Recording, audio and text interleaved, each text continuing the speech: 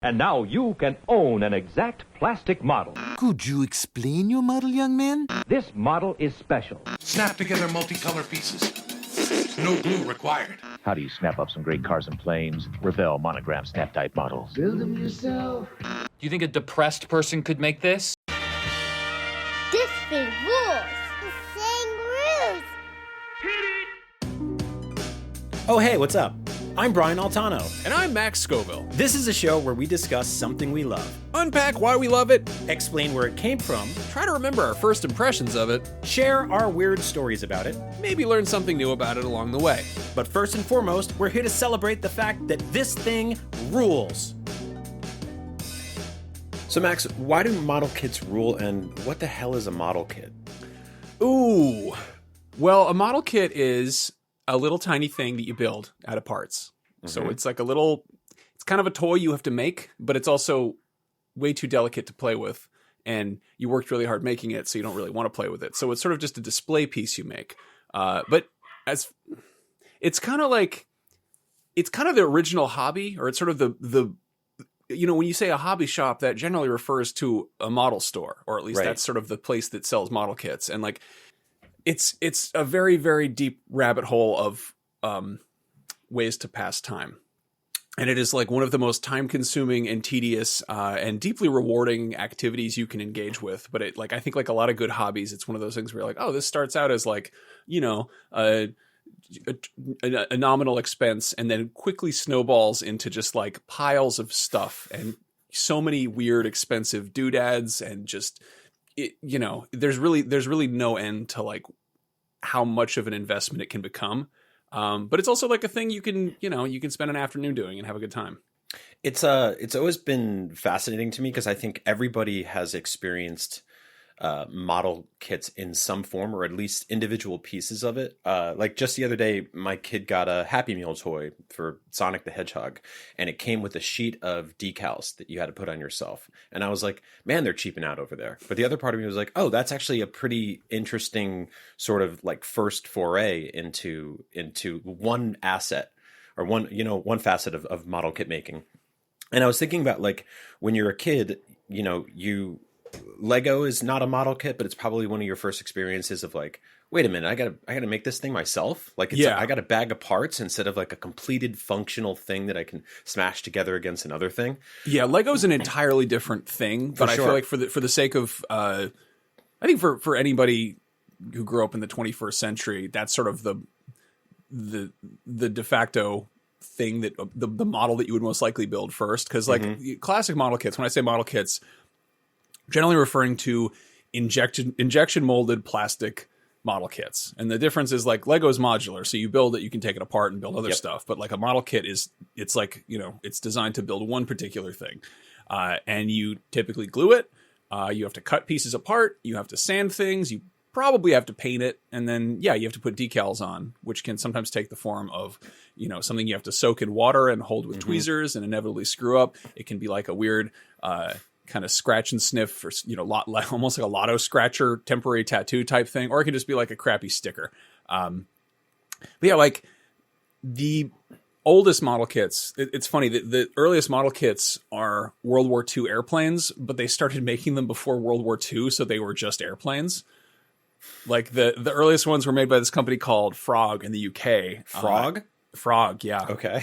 And they made I think it was like a just like military planes, like the Mark IV Hurricane or whatever. And they weren't even made of like the modern model kits are generally made of polystyrene, which is a very like fussy but also sort of versatile type of plastic. It's really it's what plastic Solo cups are made out of, like the red ones. It is easily cut, it's easily melted, it's easily sanded. You can generally paint it pretty well.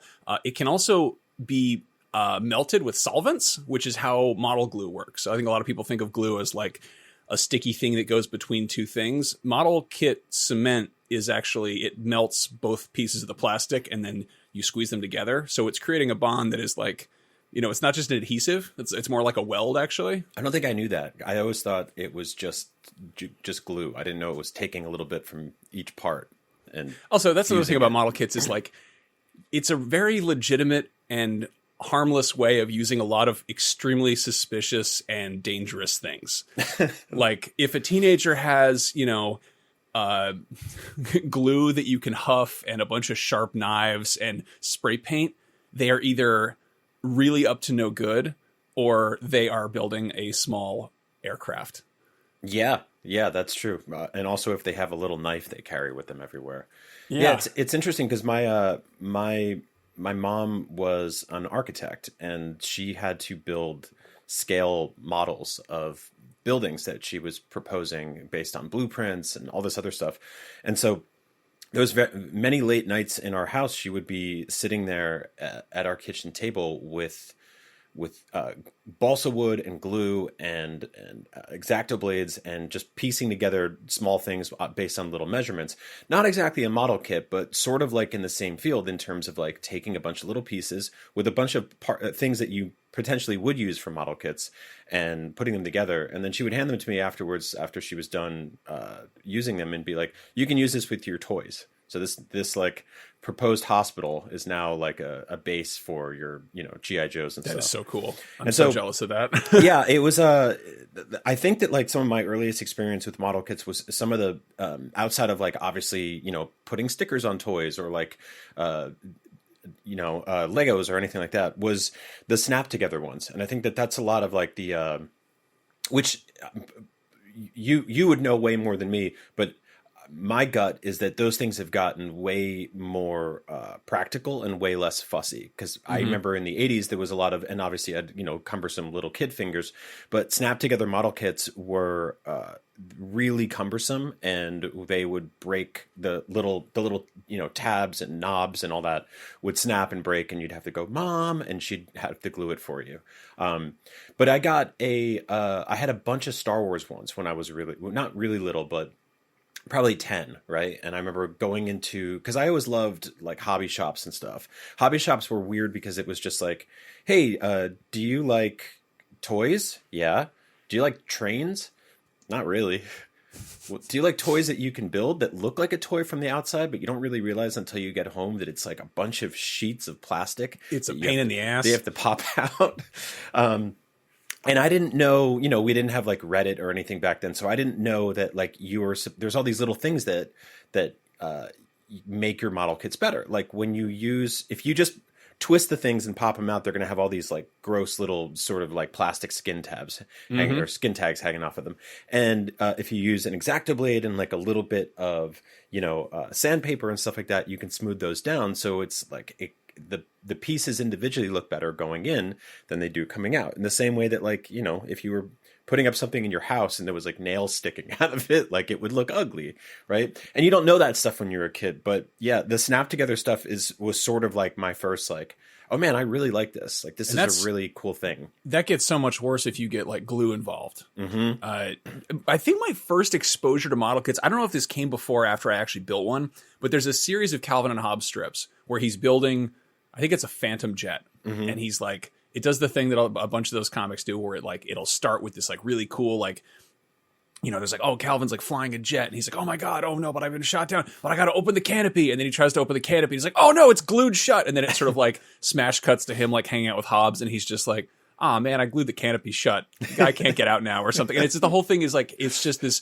and it's one of those, it wasn't like the Sunday ones. It's like a progression through like a bunch of the daily strips. Yeah. So it's like these little vignettes that are all like different stages of how much building a model kit can suck. And like, he's gluing his fingers together. It's, there's just, it's stretching out like mozzarella cheese. Like it's just, and he's just ruining this jet. And there's definitely like a matter of sort of expectation versus reality, because the stuff they show on the model box is always, first of all, on the front, they never show you the model. They show you like a painting or like a really cool render. It's very rarely like the actual thing. And if it is made by a professional model builder with like the, ultimate set of tools and just, years of experience and like and paints and everything. And I think that's like a lot of kids. Obviously a lot of advertisement to kids is like, hey, check out this action figure line. It's going to look awesome in that volcano you have in your backyard, And I remember getting model kits as a kid and just looking at that painting on the front, and it was very evocative of like the, like boys had a lot of like pulp novels and books and stuff like that, and magazines growing up that had just like huge fighter jets or monsters or all this cool sci-fi stuff. And yeah, a lot of the Star Wars ones that I loved were like, it wasn't like just a scene from the movie. It was just this incredible painting of like an ATST or like Jabba's palace or something like that. And yeah, then you open it up and you're like, everything's gray. What the fuck am I supposed to do? And sometimes they don't even come with paint. Yeah, no, they almost never come with paint. That's a rare thing. There's always this sort of entry grade type stuff where there'll be, snap together's one kind where maybe it's, everything comes pre-colored, or sometimes they come like pre-painted where it doesn't even feel like a model kit anymore. It feels like a toy. Yeah. Where like, I think they did this for some of the recent Star Wars ones, and it has like, it'll have like a big like level 1, for beginners. And it's like, there's 4 pieces that you snap together. Yeah, and that's the model, and it's like you didn't build anything, I want to say Bandai put out a bunch of sets when The Force Awakens came out, and a lot of those were like that, where they were snapped together, but they were also already painted, and it was just like, I just built. So I don't think that was Bandai, because Bandai typically does like they're really good. So Bandai's really good about doing not pre-painted but pre-molded. Like they have. So we should probably get into Gundam a little bit. Gundam was my first exposure to model kits as a sort of a grown up. The first model kit I ever built was.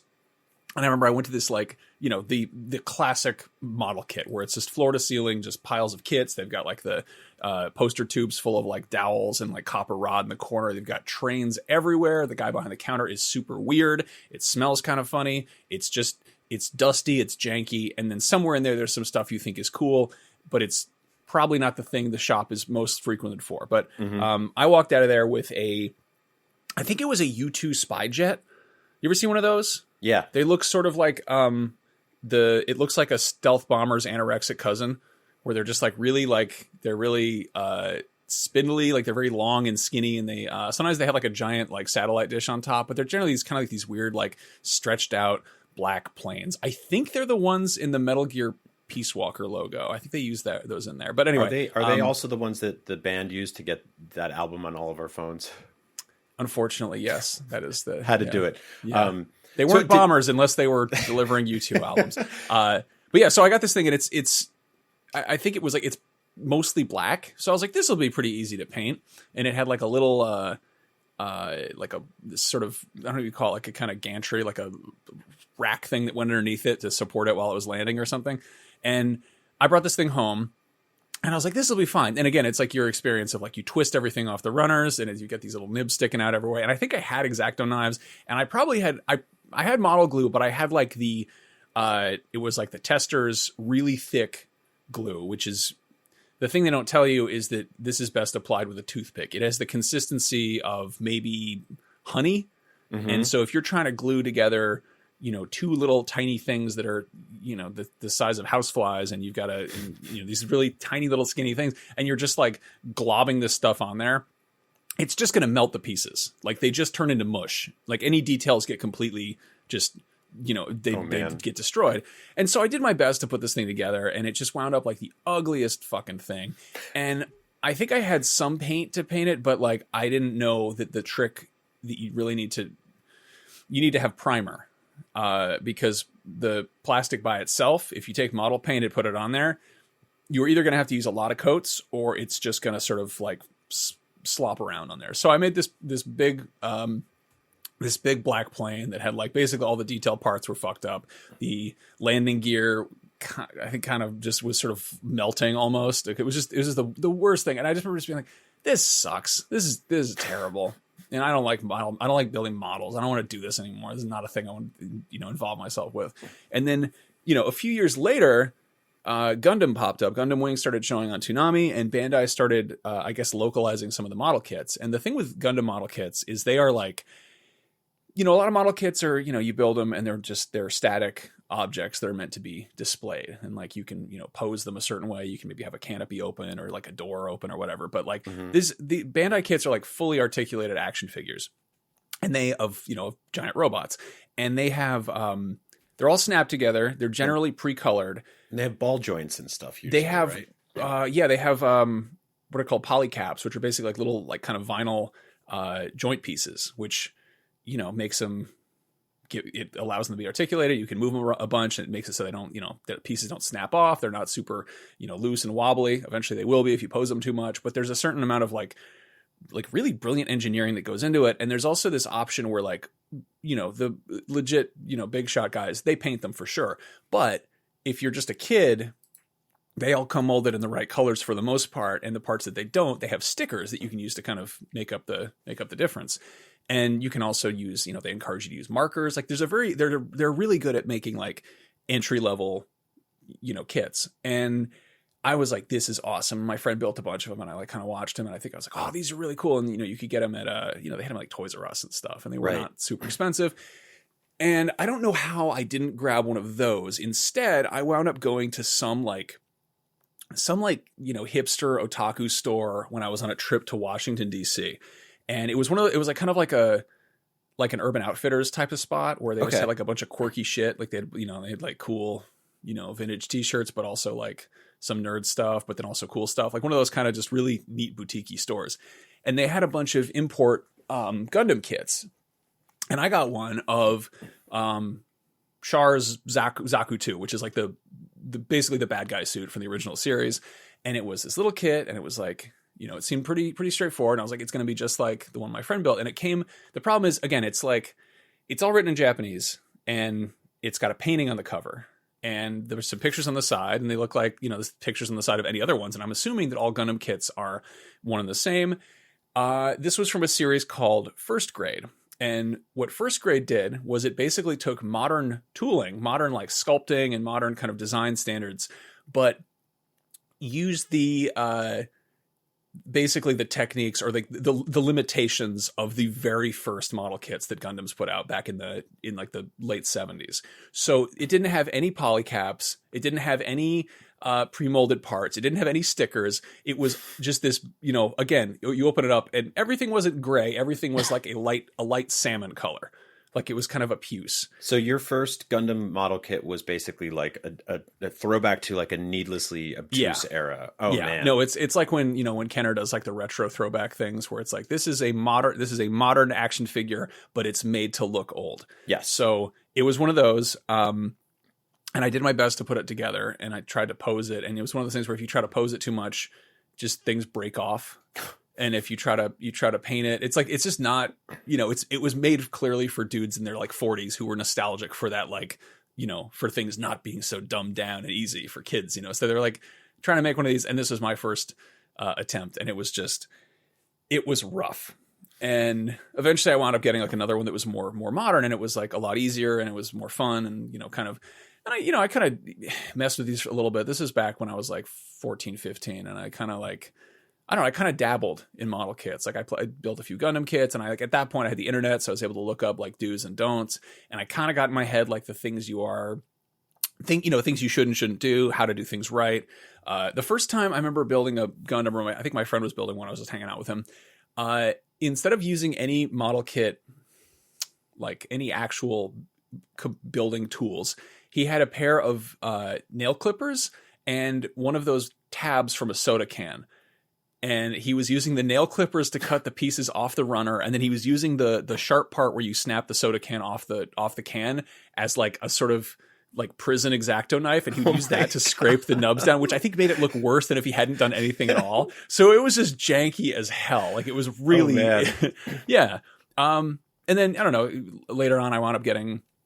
I had some X-Acto knives. I had some sprue cutters, which are like dedicated, little scissors for cutting the pieces off. They're like the tiniest little scissors, right? But it's the handles are the size of like regular scissors almost, but there's just like a little crab claw. Yeah, it's very cute. Yeah, they have they call them, sprue cutters, hobby shears, side cutters, nippers. There's like one kind of go-to called God Hand, which is just like they're like an $80 pair of little clippers, and if you use them to cut anything that isn't a fancy little model kit, you fuck them up real bad. So it's funny, there's like a bunch of like subreddits, and periodically on like the the Gundam one or whatever, somebody will just be like, oh no, and it's just like a close-up of like their God Hand shears with one of the blades snapped off, and everyone's oh man, I'm sorry dude, that sucks. Just how does like that everyone even happen? Pouring one out, just heavy use. So from Gundam stuff, I sort of just kind of explore different kind of areas. There's a hobby shop at Japantown in San Francisco, and I went there, and I think I just was like, I don't know how or why I had money, but I had a little bit of money to throw around, and I got like a single Warhammer figure, and like Warhammer is a whole other thing. Like miniatures are similar techniques, like building, Warhammer armies. You buy them, and it's, they're little model kits. They have like a few pieces you snap together, but the building part is not the emphasis there. Yeah, it's the painting. It's all about kind of, getting to the painting part as fast as you can. And there's, again, the same techniques are all applied to these things, but it's funny because like there's, the people who build Gundam, the people who build Warhammer, the people who do cars, who do airplanes, who do trains. They all use different, they all use the same basic techniques, but applied in sort of different ratios. And it's really funny. Like I don't give a shit about trains. Like that just seems like a headache. But the dudes who are into train building, this is an anti-train podcast. Yeah, trains are just like they're kind of, I don't know. They're like they're cool, I guess. I like trains in real life. I think they're I wish we had more of them in America. Like you go to Europe and people aren't just in their cars all day like we are here. Oh no, it'd be great.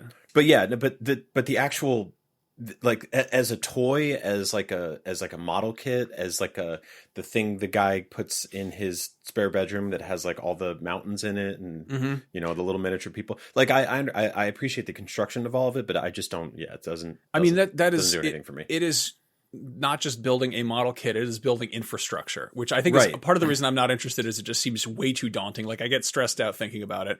The miniature guys will do like a little bit of terrain building where they're like, oh, we build like a bunch of plates we snap together for when we're staging a D&D campaign or having Warhammer fights or whatever. The train guys are like, that's all built into a table and it has electric lights underneath and the trains all run on this track and I have servos built in to let the drawbridge go up and down. Like it's just a crazy amount of like detail. The funny thing is though, if you look closely at some of that stuff, there's less of an emphasis on certain types of detail. Like it's very odd to me because like if you look at and again, this is totally case by case, different hobbyists do different things, but like I don't know, when I'm building like a model, I'm always like, if it comes with like a little figure, I'm like, I want the figure to look really good. And those guys are like, we don't have time for one person. We have to build a fucking city. And so like, if you look at the little people, they're kind of just like phoned in a lot of the time. They're just, or they come pre-painted, which would be a total, it's just like it's a little guy holding like a lantern and he's just got like, it's almost like when you're really far from a character in a crowd in a video game and they're just like really low poly. Yeah. And it's odd to me that like, it's clearly about constructing things, about building things. There's, those guys do make stuff from scratch, but it's working on such a scale that I can't even like deal with. And to me, it's really funny that it's like, oh, let me just pop down to the hobby shop. I got to grab some pedestrians. I got to get some farm animals, and the farm animals they just got to put them on the map, but they got to build the map first. So that's like build the map. Yeah, exactly. So it's a whole other. My nonno, which is Italian for grandfather. He lived until he was like 95, 96, which is not uncommon in my family. I have a picture of my phone from 3 days ago of my nonna, my grandmother, blowing out her birthday candles, and there's like a 97 on there. And it's like, what? Holy shit. He was in the Italian Merchant Marines and then came to America and bought like an apartment building that had it was like 3 bedrooms and he had 3 kids, and they had this little like attic crawl space area that you could only get to if you went up this like extremely like just almost straight up ladder, right? And I don't understand how these 2 little old Italian people would go up there. And decked along the way up the ladder was just like jars of canned tomatoes and pasta sauces that they had made and saved and stuff like that. And up there, and he would bring this down once a year, and we just I didn't understand it. And now looking back on it, I'm like, oh, I totally get it. But he had this thing called a presepio, which was, I guess, like an Italian name for what was a gigantic table that he had covered with like an entire village that he had built with paper mache and painted and put in little figurines and lights What? Yeah, and it was almost like this like Italian Christmas village, and he would bring it down into the living room for like a month a year at Christmas. Instead of just having like a little tree in the corner, he by hand, he was very handy, he was very good into woodworking and you know, all that stuff. And I think that like there was only so much he could do in like a small apartment complex or small apartment building that he could really get his hands on with. So instead he would just like, he built like mountains and trees and this whole village, and it all lit up, and he built all these little houses and stuff like that. And, you know, not exactly a model kit, but he was basically making scale miniatures of an Italian Christmas village. And we would come by like every Christmas and be like, holy shit. And then for the rest of the year, it would just live in the attic with the lights off. And we would go up there like in the summer and be like, we want to go in the attic and see the presepio like in the middle of the summer, because it's going to look fucking scary and creepy, right? Like it looks like the setup for a horror movie or something. But that's what's always fascinated me about model kits, is that you have people who build houses and you have people who paint houses, and model kits is taking all of those things and sort of funneling you into varying levels of expertise for all of them. Like, it's not just like, all right, I built the thing, it's done. It's like, okay, now I built the thing. Now I need to, you know, I need to do a wash on it. I need to do like people have painted model kits. This has been a thing over the last few years that I love seeing, and I'm not even a Gundam guy, but people have painted Gundams to look cell shaded, right? That's a big one. Yeah. It's so cool. And like you do a lot of, what do you call it? When just weathered. Yeah. shitty, Weathering, right? Yeah, Where you're kind of griming it up. And I love that because it's the kind of thing where you don't think about if you were to just paint a model kit with flat colors, or you're going to look at a brand new car, like there's not a lot of weathering going on there, right? But like anything that's like a couple years old, even like if you look at like Cybertrucks now, which are like a year old, those things already look like they've been out in the sun and the rain for like 40 years. Like the colors already. So like capturing that in a small scale thing is always so fascinating to me, because like I'm like, oh, you took this brand new thing that was made on these, you know, flat pieces of connective plastic, and you made it look like it's like 25 years old and it's been sitting in the backyard somewhere. Yeah, I do that partially because it's extremely forgiving for when you fuck up. Like when you make mistakes, it's like, oh no. But then if you're trying to make a beautiful like showroom Ferrari, or if you're trying to make like, oh, here's like a, you know, this is the F-14 Tomcat that they use to make you join the Navy. Like, you know, the really pristine, like museum quality models. I have so much respect for people that do that, but I like to just make things look a little bit beat up, you know, because you're not going to look at it and be like, oh, that's a toy. It's like, no, it's clearly someone made that. And it's also, you know, again, we're talking about model kits, which are, they're jumping off points to building shit, to building small shit. And like, people were building models before model kits. People were doing stuff with balsa wood. People were making things from scratch. People were just, you know, creating things. And like the kit side of it is sort of it's kind of training wheels, really. Like the fact that you're snapping this thing together, you're making it look like it looks on the box. You don't have to do that. And I think a lot of people are like maybe scared of coloring outside the lines. But once you start doing that, it gets really weird. It gets really fun. Something I really got into, I guess more recently, is just terrain building, which I still think I'm terrible at it. But like, I disagree. I think you're really good at it. Well, thank you. Yeah, no, I've seen your pictures, and it's the idea of just being like, this is a finished model. Cool, I'm going to put it on the shelf, versus wait, but let's give this context. Let's put it on a little base, like a, you know, some sort of circular thing, or like a little flat square thing. And then you're like, oh, well, we should put some rocks around it and some grass. But also, like, why would all of that be flat? It's not like that in real life. So let's, the problem is that it's very like angle. If you give a mouse a cookie, where it's like, if I just did build the thing, it's like, okay, there it is, and I can walk away and call it a day. But if I'm like, yeah, but it needs to have like a corner store to park next to, and the corner store should have lights, and oh, by the way, I need to build a beer display, and there should be a cardboard cutout selling you the beer, and it's like. And I'm not exaggerating. That's a thing that I started to do because I got a small motorcycle, and I was like, yeah, but what if it was like an Akira and they were on these grimy ass cyberpunk Tokyo streets? There's a company I think called MPC, and they made Star Wars model kits, and I think you got one recently at a hobby store in Vegas. And it was the same one I had growing up, and I remember building mine. It was Jabba's palace, and it came with like all of his like fucked up denizens, all the weird, like all of them, even like that weird little that snail thing that's like upside down on his roof, all of them. And you got this set, and you know I collect Bib Fortunas, and you gave me one of the coolest gifts anyone's ever given me. You took the Jabba in that set that's about, I want to say like 2.5 inches long, right?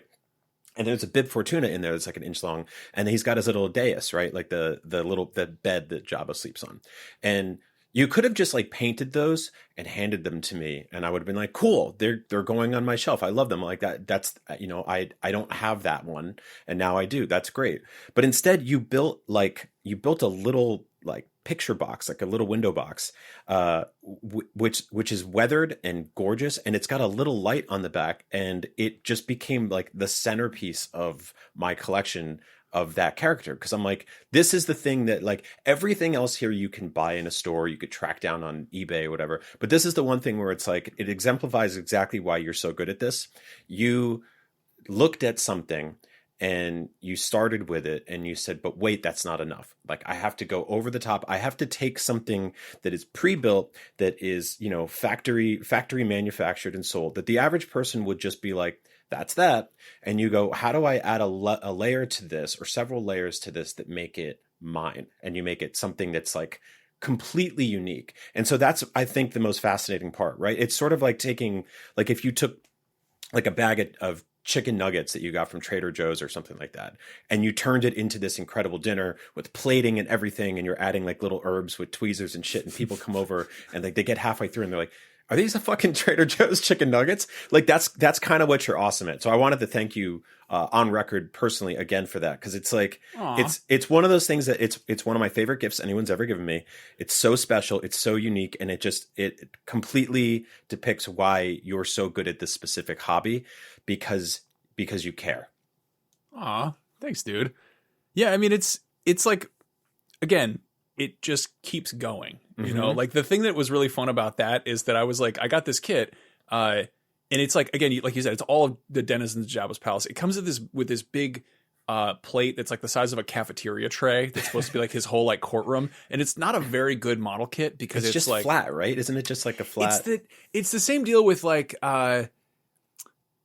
you know how they'll put out like Star Wars toys that are like a spaceship, like a Falcon or whatever. You're like, cool, the Millennium Falcon. I can hang that from the ceiling. I can put it on a shelf. There's a place people can go into it. And it's like, that's easy enough to display. But then they're like, we made the cantina. And you're like, how do I put that? How do I show that off? Like, it's like wide. It doesn't fit on most shelves. You know, it's not like it's got a big footprint with not a lot of stuff going on. Like, it's kind of just there's not really any one angle to look at it from. So I took that basic thing and I literally cut it up. Like, I just like chopped off part of it and put Jabba on it. It's it's Jabba, Bib, and that snail thing that I put the snail in there. And then maybe that like weird Hoover gecko dude. There's like a few, and again, like I have like an old iPhone box that's just rattling around with like other dudes, and it's just like, and they're all terribly sculpted. Like, I think if I sculpted them myself, I'd probably do a better job. They're like, they've got a bunch of those weird D-list Jabba's Palace characters, and they're so sloppy, and there's something really endearing about that. Because again, you look at the front of the box and it's like, it looks gorgeous. It's this incredible, like, you know, Hildebrandt brothers painting of Jabba's palace. And you're like, wow, it's going to look just like that. And then you look at them and it's just like, I think even on the back, it's like professionally painted, and you're like, oh man, this is great. What am I actually doing when I open this thing? It looks like you guys got all the bases covered, and you open it up and you're like, it's all brown. Everything's brown. So there's something I really do love about model making that, it didn't occur to me until a few years ago. And it's kind of the inverse of my first foray into Gundam modeling, where I got this thing I thought was going to be cool and high tech and new, and it was in fact old and shitty.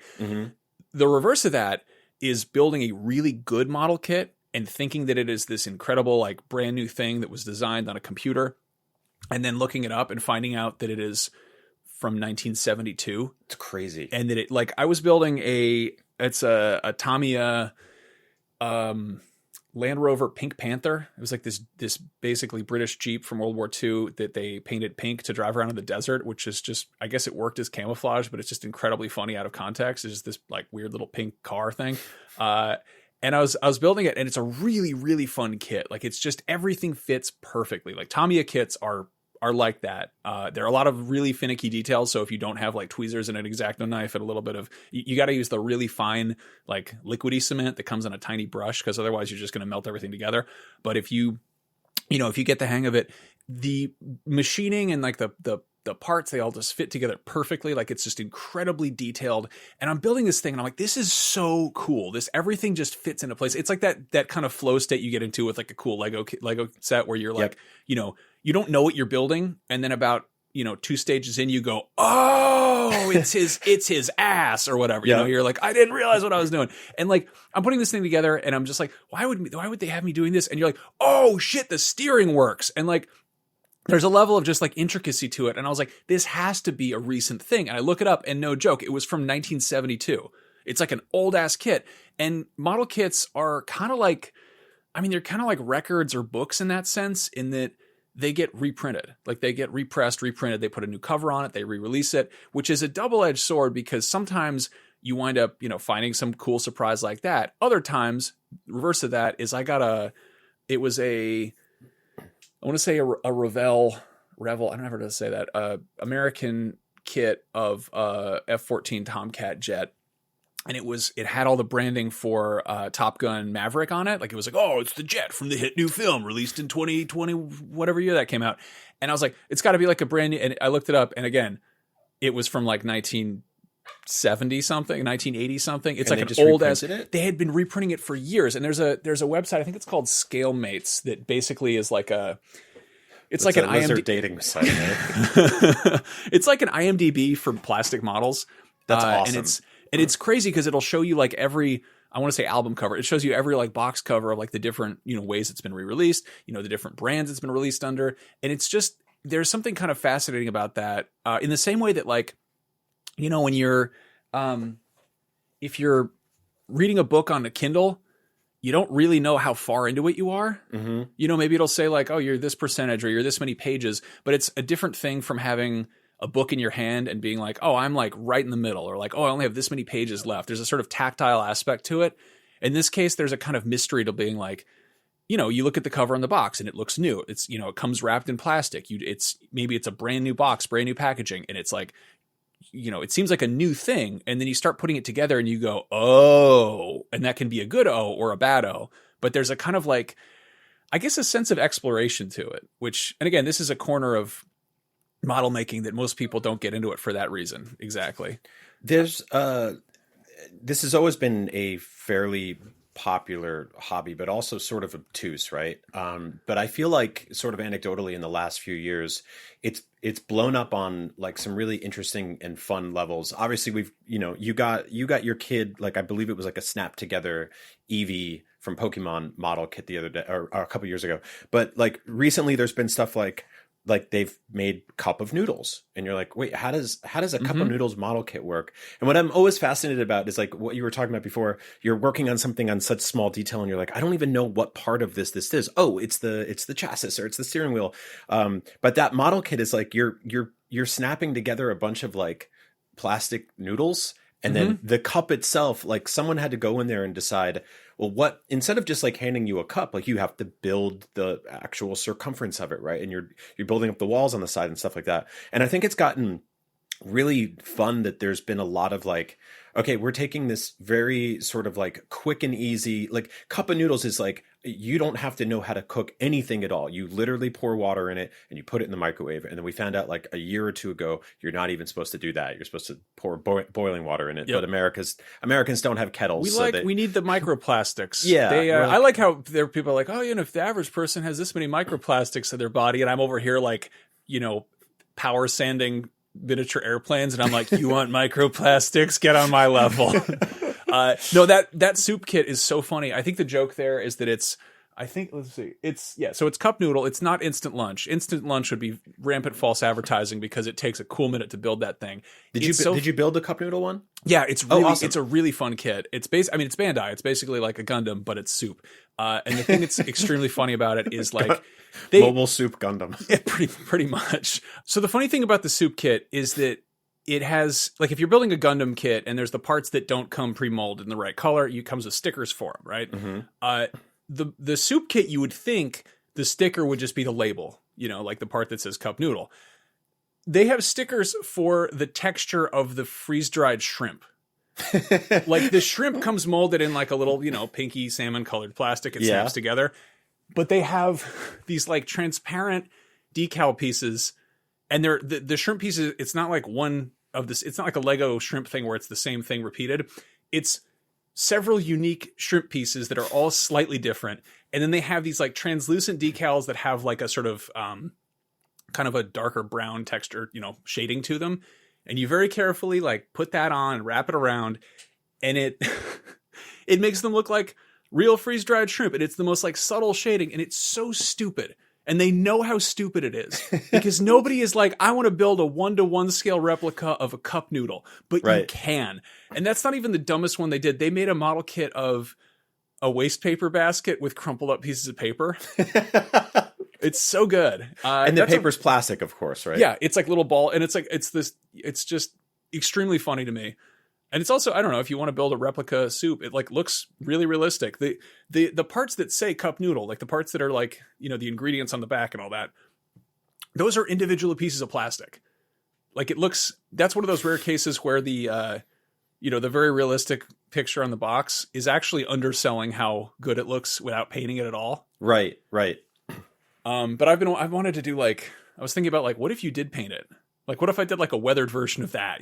Like what if I it's been outside for a couple of years? Or I like something. That a lot. Yeah, I was actually thinking about getting like clear. Again, this is where this is the model kit brain rot, where I'm just like, yeah, this is an easy self-contained activity. This is something that you just put it together and you'd call it a day and do it. But I'm like, yeah, but what if I got like translucent resin and I added a little bit of like a kind of a yellowish tint to it, and then I poured that into the soup to make it look like it had actual soup in it? Would that work? Fuck it, dude. Scratch build a microwave. Yeah, exactly.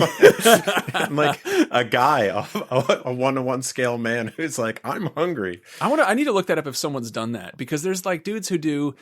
One thing I haven't messed with that I really want to try is smoke, where people take balls of cotton and they'll they'll airbrush the outside and they'll put an LED on the inside, and it'll make it look like an explosion. Mm-hmm. And then they'll just have that coming off the side of something. Or I really like when people do what is it resin that they'll make something look underwater, like they'll fill an entire they'll build like a tank, right? Or like a little they'll build a model kit, and they'll have the little like a scuba diver or something. Somebody did one recently. My Instagram algorithm is constantly showing me this stuff, and I'm not somebody who's buying model kits all the time. I love them. I appreciate them. If I have one or I see one, I'll buy it and I'll build it. But like, that's kind of the extent of it for me. Like, I got a bunch of those snap together Evangelion ones recently that have like the ball joints and everything, and they're fun. They're little action figures. But I saw one based on the scene in Alien Resurrection where the xenomorph is like swimming underwater. And somebody did like a time-lapse video of them building that whole thing. And I don't think that was a model kit. I think they just scratch built all those pieces. That's mini bricks, which is, okay. If you ever want to get into this hobby, don't look at the stuff they do, because it will just make it the most impenetrably daunting. Mm-hmm. Like, I look at that stuff and I'm just like, fuck you. And I honestly do. I think it's a whole studio that does that stuff, because I think they have like a whole team working on it. They show you the time-lapse version. And it's like it's the equivalent of like infomercials where somebody uses like an ab roller and they're like, check it out, I'm shredded. Like, it's like, no, this did not take you this much time. This took way longer. They 3D print all the parts. And the thing that they love to do is they love to pour epoxy resin, the clear stuff, to make water stuff. They love to do water effects. The thing about that is sort of fucked is that the epoxy, like resin, like 2-part epoxy is a substance that will not go away. It has like a shelf life of something like 2,000 years. So like those model kits will be around for a minute. It's one way to really preserve them, where like if you put it in like a giant block of epoxy, like if that falls off a shelf, you don't have to worry about the model kit breaking. You have to worry about whoever under it getting killed.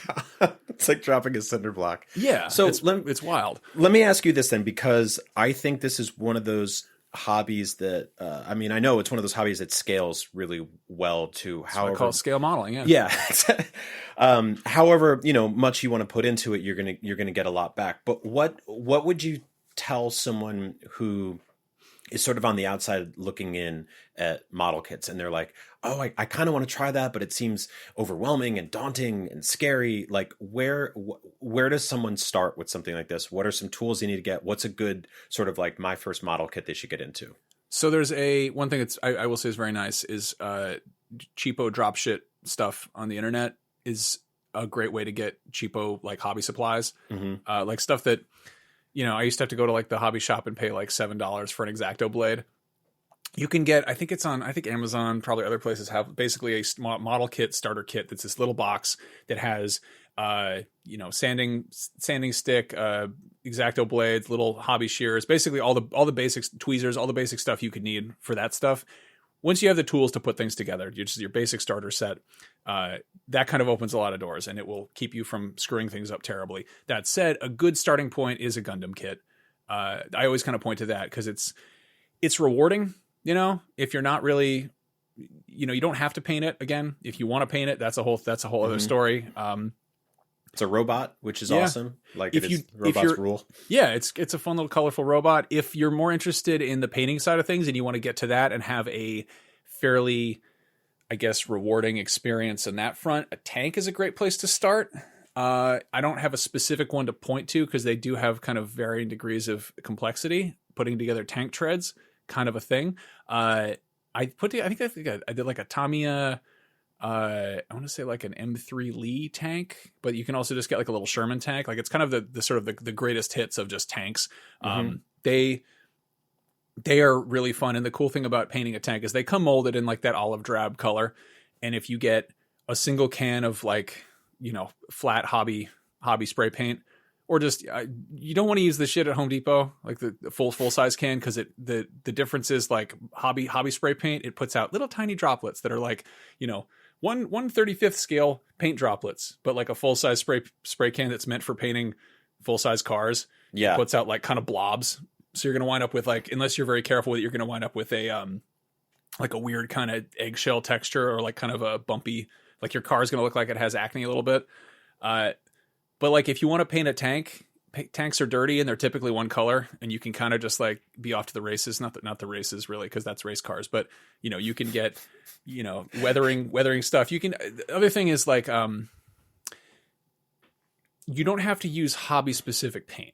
Like I think there's a misconception that if it says, you know, this is for building model kits, like a lot of stuff you can find a lot of stuff at Home Depot. There is a shocking amount of overlap between like manicure nail stuff and model kits. Like my sort of dream YouTube series would be taking somebody who does like crazy impressive like nail art, and then having somebody who does incredible Gundam models and having them switch. And having like there's a joke about that in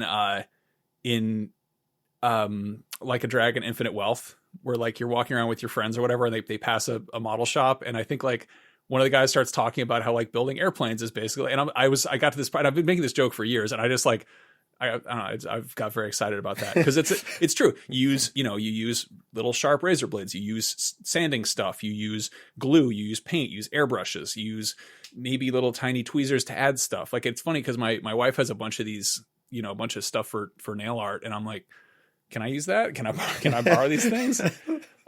She's like, stop using my stuff on your tanks. Yeah, pretty much. But yeah, I actually put up a whole article on IGN that was like, you know, the ultimate starter guide to like, and it was a bunch of, you know, links to specific kits you can grab. A lot of them I've built. Like Tamiya is probably my favorite model kit company for non-robot things. Bandai does Gundam kits, and they've applied that same technique to, you know, they've done Dragon Ball, they've done Naruto, they've done Star Wars, they've done Pokemon, they've done, you know, a whole variety of those kind of snap together pre-colored kits. So there's a lot of kind of variety. That feels there. like a fun way to start, because you can sort of be like, hey, I want a toy on my desk. I don't want to just buy something. I want to build it myself. And if you find yourself liking that process, then yeah, go to the more complex ones. Or if you're like, it's painted, but I wish it looked older. You know, I wish this Eevee looked like someone had left it in a field for 10 years. Yeah. Then yeah, give weathering a shot and start there. It's from my perspective, it seems like it's fairly forgiving to do stuff like that, right?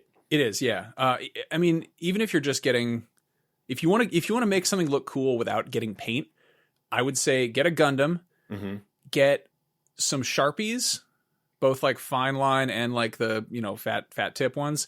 Get a regular number 2 pencil, get some Q-tips, rubbing alcohol, and maybe toothpicks. Okay. And I feel like with that combination of stuff, maybe an eraser, and with that kind of combination of stuff, you can do a surprising amount of weathering. One thing that really helps is panel lines, where basically there's all these little grooves in, whether it's a jet or a robot, there's just these little lines that are meant to have some kind of a texture or, color in there. And it makes it look less like here's a plastic thing and more like, oh, here's something that has like depth and complexity.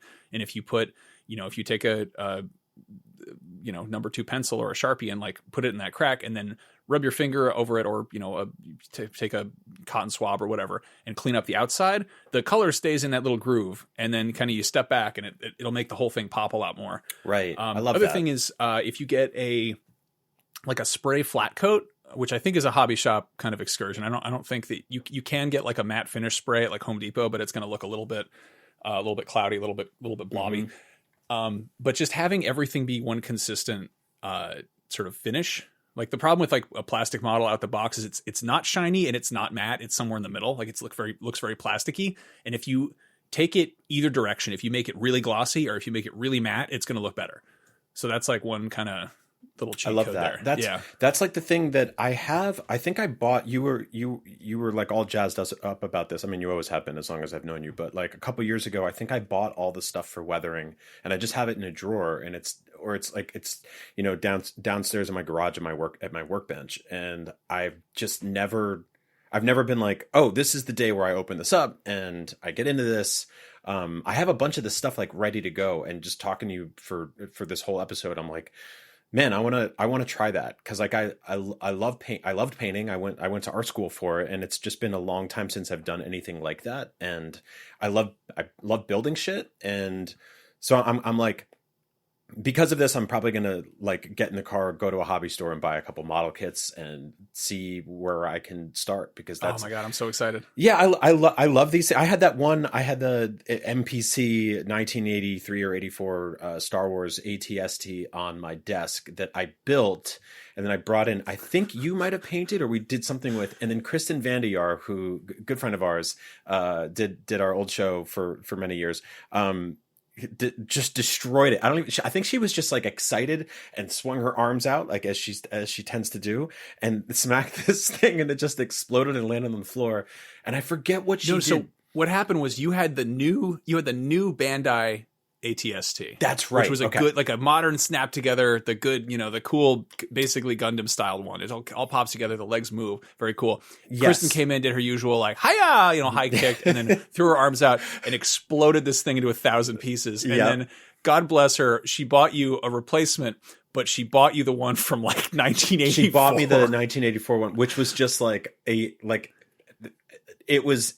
mean, there's a lot of like dead end streets when you're working on a model kit, right? Like where it's just like, oops, no going back from this, right? No, like the plastic can warp. Like maybe somebody left it in an attic, or I think the box had water damage when it showed up, and you were like, uh-oh. And like it had a lot going against it. Yeah. Nothing like lined up. And so I think you kicked it over to me, and I was like, all right, let's go to work. And I did heavy surgery on that. And I still had to resort to basically being like, all right, we're going to glue a bunch of extra shit on here, and we're going to cover it with grime and rust, which there's a lot of grime in Star Wars. They don't really do rust so much. No, it's weird. I mean, they call the ATSTs chicken walkers, right? And this was like if a tall chicken had one of its legs broken and was trying to sneak out of like a house. That's what this thing, it was just like stretched out, and it couldn't stand. It was, it's got these weird like cup feet. It's like these little hooves. It was a wreck. It was a wreck. Yeah. But she meant well. That's the thing is like, saying I'm going to go to the hobby shop, I'm going to grab a model kit is like a dangerous sentiment, because there's always like this sort of like, oh, I'm going to get a little thing to, save it for a rainy day. But the problem is when it like overflows from one day into being like, oh, this is like a multi-weekend project. Like, oh, I got to add foliage. I need to put dead leaves on this. I need to learn how to work with epoxy resin so I can make a realistic babbling brook in the background. I got to make a microwave. Yeah. It's, So it's, you know, it's, you get back what you put into it, but also at the same time, like, I think there is a, you know, no pun intended, smaller scale version of that where you can kind of just scratch the surface a little bit, build something, sit back, look at it and be like, is this done? Or do I weather it? Or do I add more? Or do I put it in a forest that I have to scratch build using shit I found outside? The funniest thing is, like, I've in trying to learn how to do new things, I've gone down so many weird little like side paths, and so many, I've like trying to, you know what, there's the Carl Sagan, like, if you want to make an apple pie from scratch, you've got to create the universe. There's like a kind of reverse version of that, where it's like, if you want to build a small model car, you got to learn how to build a static grass applicator out of an electric fly swatter so that you can make the grass it's parked on look pretty cool. This is a thing I did. This is a terrain building railroad model type of thing. Basically, I bought these big, and again, this is like fully mouse cookie bullshit here. I was like, I want to put some grass on my dioramas or whatever. And so I got this giant thing, like, picture like one of those like Costco size like spice containers, like you get garlic powder or whatever. It's like that, but it's full of like minuscule, like it looks like green beard shavings. Like, it's just little tiny, like, you know, 2 millimeter snippets of just like green fluff. And if you put that down, you put down some glue and put that on top, it's going to look like you put a bunch of green fluff down. It doesn't look cool. But if you use what's called a static grass applicator, you basically, you put the glue down, you sprinkle this stuff on, and then you hold this thing, or you shake this. It's basically like an electrified, like shaker. And so what it does is, as you're shaking the grass out, it falls and it sticks in the glue, and then it stands bolt upright like you're holding a balloon over your hair. Oh my God. And so you do this, and basically that's how these like railroad dudes make these fields of grass that look like actual grass.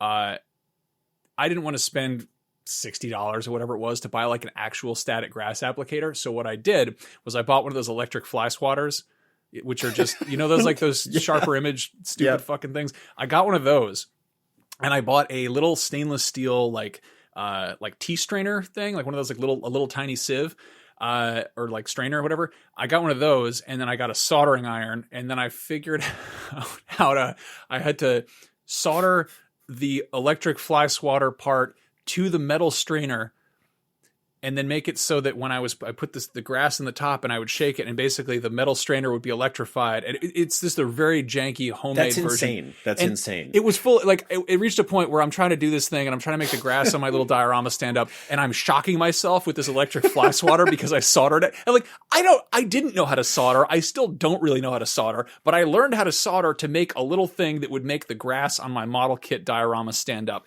And that was when I was just like, oh boy, we've gone down a little bit off the primrose path here. Like, this is something. But like, I don't know, it's fun. Like, you learn a bunch of stuff. I realize I go to Home Depot and I look at the glue, and I know so much about glue now. Like, I know a lot about, like, it becomes some like Hank Hill shit where I'm just like, you know, I've had friends who break stuff and they're like, do you have glue? And I'm like, oh, do I have glue? Come here. And I like, have a drawer full of glue. You got everything. Yeah. Like, you don't want that glue. No, you want a different glue. This is the glue you want. And it's like, I don't know. You electrocuted yourself making fake grass stand upright. I love it. A good alternative to that would have been doing anything else. Yeah, I think it would like, they're like, go outside and touch grass. You're like, sir, I can touch grass at home while it's shocking myself. Meanwhile, the state of my lawn is like unsightly. You know, I can go deal with an actual grass instead of making like, you know, you are arranging deck chairs on the Titanic, but they are very small, and you made them out of chairs balls. Yourself. So yeah, you got to make sure they're realistically placed. You know, no, like we don't have a lot of control of things happening in the real world. I mean, your lawn you do control mostly, unless you have a landscaper. But I think making one tiny part of it prettier or more interesting or better with your own hands is a cool thing you can do right now. That is exactly it. That is, I think, what I like about it is that and it sounds a little bit psychopathic to be like, it's the one small corner of my life I have control over. It's a lot, Max. It's a lot. The way you just described the grass thing is incredible. It's just straight up psychopathic. Yep. It's not even just a little bit. It's right there, bullseye. It would have been more socially acceptable to be torturing small animals with this electric fly swatter, but instead I was making little grass. But I don't know. Like, there's a ship in the bottle side of this, which is you're creating little microcosms, you're creating little tiny worlds, and it's getting lost in these little tiny worlds. And it's kind of the same thing I like about video games, where it's just, it's an intricate recreation of something. There's something really neat about getting lost in one of those, and it's a great way to escape our regular universe. So model kits rule. If you want to check out more, head on over to patreon.com/thisthingrules. I'm going to put up some pictures of the little Jabba and Bib Fortuna that Max gave me because it's so cool. Max, I'm sure you have a million model kit pictures you can put up there. We've been trying to like sort of, this is an audio show, so we're trying to supplement it with some interesting visuals. If you heard our sticker episode, I found the picture of the old filing cabinet covered in video game stickers, and it is just this pastiche sort of treasure of ancient game logos you might be nostalgic for. We put that there. So yeah, support us on Patreon. You can get in there for like $1, $5, whatever you want to kick in, and help keep the show going because we love making this show. You can even just sign up for free, get updates when they're ready. I have a bunch of pictures of finished model kits on my Instagram buried in there among the dog and selfies or whatever. But I'll post some. I'll post some of the unfinished things. I don't think I ever showed that Jabba's Palace thing to anybody except for you. Oh, interesting. Yeah, like I never posted about that. I'll take some pictures of it. Yeah, if you don't and have them. I'll show some of my. Maybe I'll dig out my static grass applicator and electrocute myself a little bit, or show off some of my this sorted ATST, the funky chicken walker. Do you still have that? I could have sworn it went into the trash or something like that. I took that home in, I think, late 2019, and I was like, I'll take care of this. I'll bring it in next week. And then COVID happened, and it got really out of control. So it's in my... No, keep it. It's in my kid's room, and she's like, I don't like that. And I was like, too bad. Deal with it. Amazing. And yeah, if you're hungry, go get yourself the cup of noodles model kit. That's a fun one. Yeah, and of course you can find This Thing Rules on Blue Sky and on Threads and on the other website we don't use anymore because of the bad guy who makes the shitty trucks. And you can head over to Discord, thecomedybutton.discord.com or discord.comedybutton.com, whatever. The Comedy Button Discord, we have our own little corner, our own little scale replica of our own Discord in one corner of that Discord. So hop over there. And big, huge thanks to Cozy Bear for managing our community and helping post some cool stuff. And yeah, go give us a follow or a share or a like or a whatever, wherever you like. And we'll be back next week with more things that rule. And before we go, just a quick shout out to our Patreon producers, Ben Burkhalter, Paul Atienza, Kevin Lemasurier, Steve Cam, Donald Cole, Caleb Hilliard, and Billy McKendry. Thank you all so much. What is this? A center for ants? What? How can we be expected to teach children to learn how to read if they can't even fit inside the building? Derek, it's just a I small... don't want to hear your excuses! The center has to be at least 3 times bigger than this.